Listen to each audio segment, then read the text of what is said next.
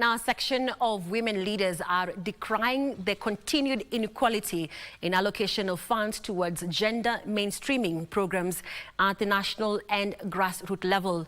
The women leaders are calling for allocation of more resources towards gender empowerment, as well as inclusion of women in decision-making platforms across all spheres.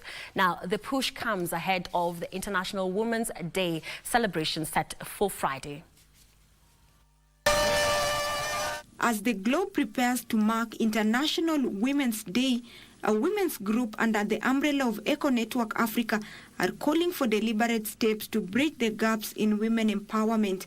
First thing we need to think about is strengthening institutions that support women's inclusion and empowerment. The group, through its chief executive officer, says gender equality cannot be achieved when women are excluded from decision-making bodies.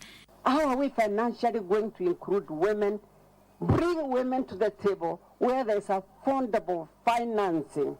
What we're trying to say is everybody who has an opportunity to invest in women, there is a potential. And as we do so, we're creating also another phase of women who can come up and take after those who have gone before us. This comes amid calls for the national and county government to allocate funds to support women empowerment programs. In all our items, from healthcare to road infrastructure to social duties, we have not even achieved a 3% of that budget that goes to women. If the three pieces of legislation are considered by Parliament, debated and passed into law together, of course with the other pieces of legislation that have been proposed by the National Dialogue Committee, we think that the country can then come to full realization of the two-thirds gender role. As the country gears up to celebrate International Women's Day tomorrow, calls have been made for men to be included in the conversation in the fight against gender inequality. Opicho Chemtai for Prime Edition.